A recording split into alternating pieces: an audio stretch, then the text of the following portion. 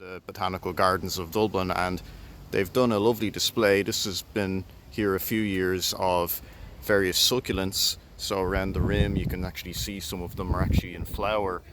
These are I think these are Echeveria elegans.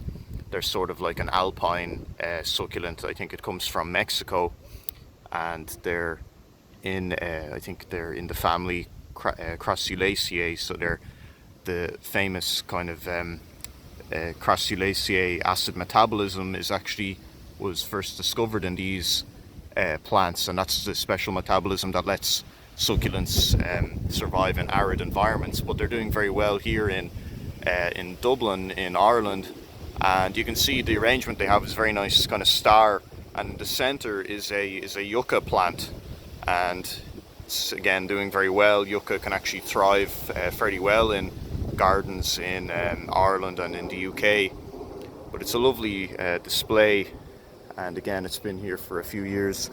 These are some sort of succulent again, forming kind of like a nice kind of blue colour there, some type of ice plant I believe, but lovely display, lovely colour, and it's great to see them in flower. So here's some more succulents, some more cacti and succulents. So this is of course an aloe plant of some type.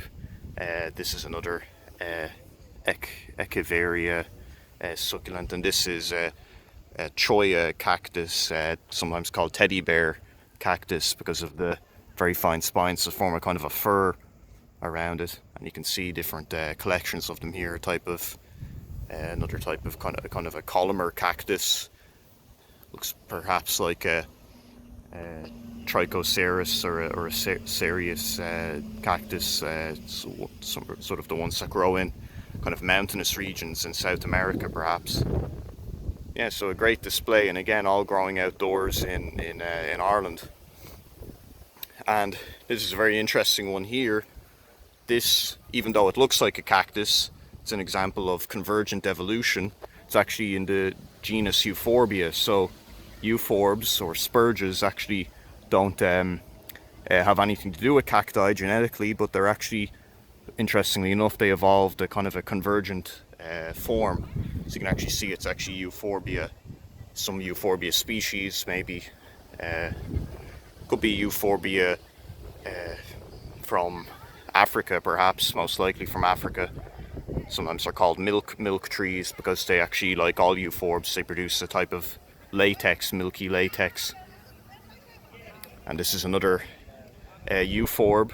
Even though it's not labeled, you can actually tell by the slight difference in the structure it's a euphorb as well.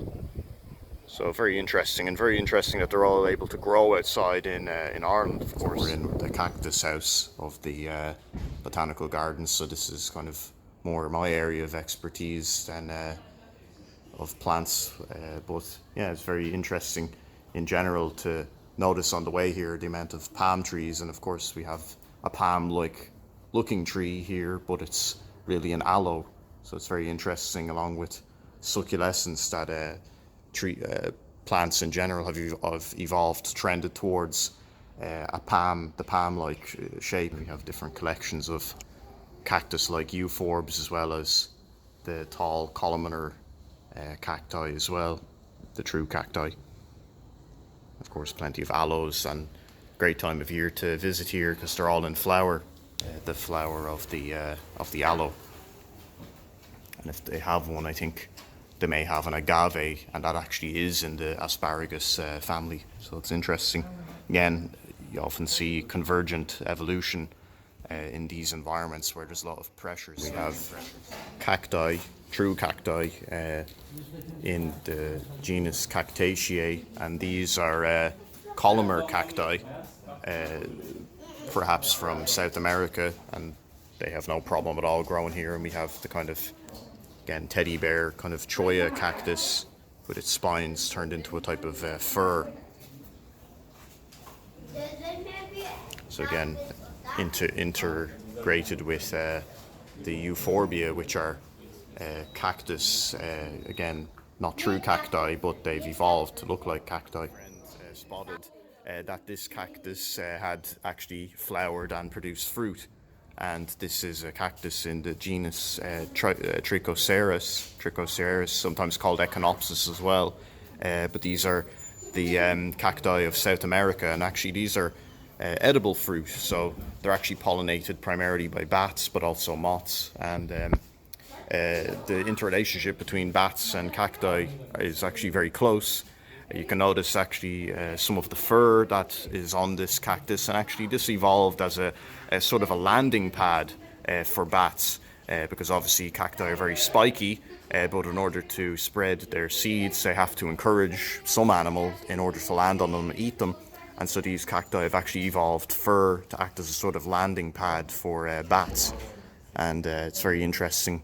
They've actually been post-flowered, so they've been pollinated by something, perhaps maybe even by hand, but they produce these beautiful flowers at night. They're actually nocturnal flowers, and they're sometimes called Queen of the Night flowers. But yeah, very beautiful and very good growth. Again, you can see plenty of fascication, so these plants are actually very hardy and thriving. Here we have the golden barrel cactus, so this cactus can grow very big, and it's very interesting. When it's left to dry out, it kind of thins out, but when it's watered and full of water, it really does balloon out, and quite noticeably.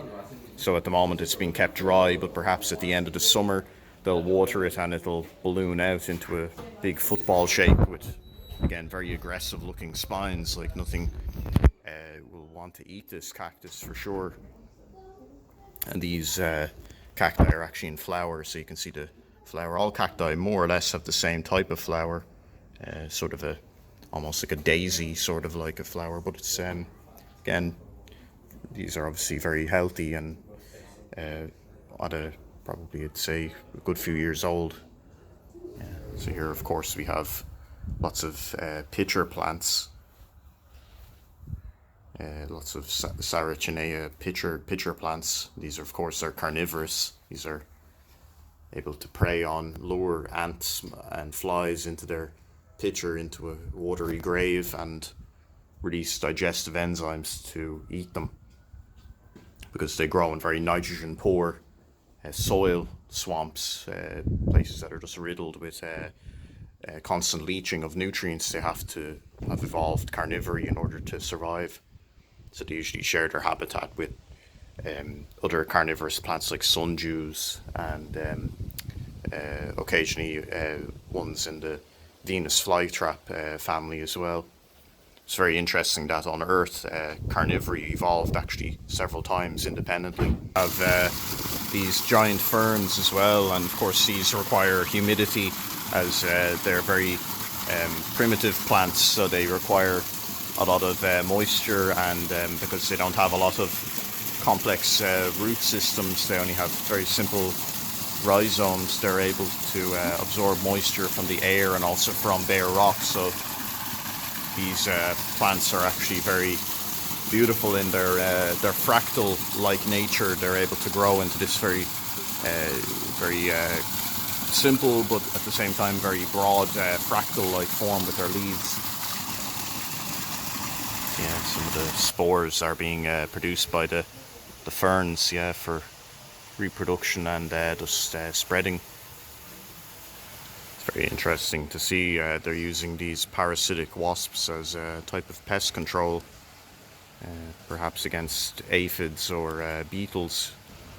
So yeah, we have an interesting collection of Nymphaea alba, which are the native water lily in Ireland, and they're an interesting lineage of plant because they're actually one of the first plants, or at least descended from one of the first plants to evolve true flowers. You can see the flower actually shape is quite leaf-like. It's a relatively primitive flower with like a lot of obvious pollination areas, and it's an interesting plant for a lot of reasons.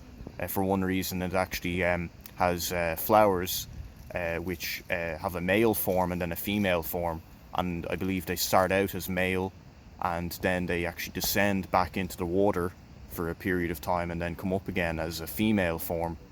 And the individual plants do this at different times so that they don't have cross fertilization.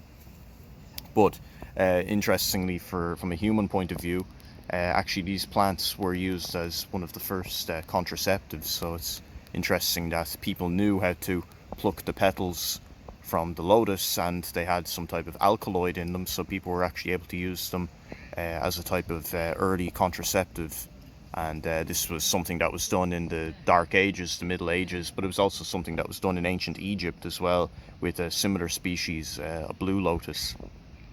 So again, very interesting. These plants, even though they look peaceful, are actually highly territorial. They actually, the leaves of them are designed to kind of maximize the amount of light that they receive, but they actually suppress and kill other plants. So they're very territorial plants. So yeah, you just see tons of wildlife around here as well, squirrels and ducks, and yeah, even seagulls pretending to be ducks.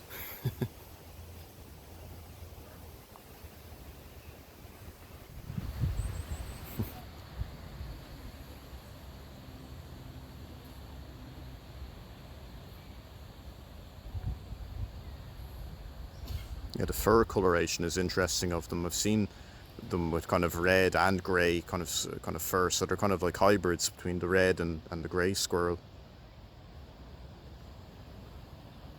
Yeah. You're crazy. I thought they hated each other, those species. Yeah, I thought so too. Yeah, they're obviously interbreeding. They learn to get along.